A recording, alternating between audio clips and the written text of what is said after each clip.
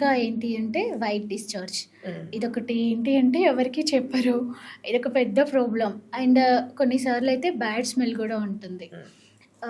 వాళ్ళేం చేస్తారు అంటే ఆ స్మెల్ కోసం ఇప్పుడు ఆఫీస్‌లో వర్క్ చేసేవాళ్ళు, వాళ్ళు వీళ్ళు అది ఎలా కవర్ చేసుకోవాలో తెలియక వాటి కోసము పర్ఫ్యూమ్స్, లోషన్స్ ఇవి యూజ్ చేస్తారు. అసలు ఈ వైట్ డిశ్చార్జ్ ఎందుకవుతుంది? ఆ స్మెల్ ఎందుకొస్తుంది? అసలు ఇవి యూజ్ చేయొచ్చా? ఎలాంటి కేర్ తీసుకోవాలి? Okay. So, white discharge normal discharge నేను చెప్పేటట్టు. హ్మ్. సో, వైట్ డిశ్చార్జ్ అందరికీ ఉంటది. హ్మ్. మనకేదో కొత్తగా డిఫరెంట్‌గా ఉందని కాదు. ప్రతి ఆడవాళ్ళకి వైట్ డిశ్చార్జ్ అనేది normal.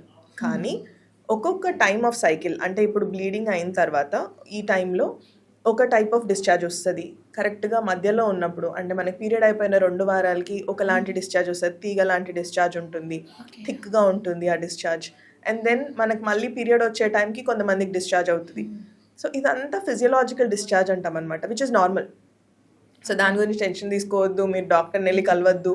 It is absolutely normal. మీకు ప్రతి సైకిల్‌లో ఇదే డిశ్చార్జ్ వస్తుంది. దాని గురించి అమ్మో! ఓకే. నాకెందుకు డిశ్చార్జ్ వస్తుందో అని మాత్రం అనుకోవద్దండి.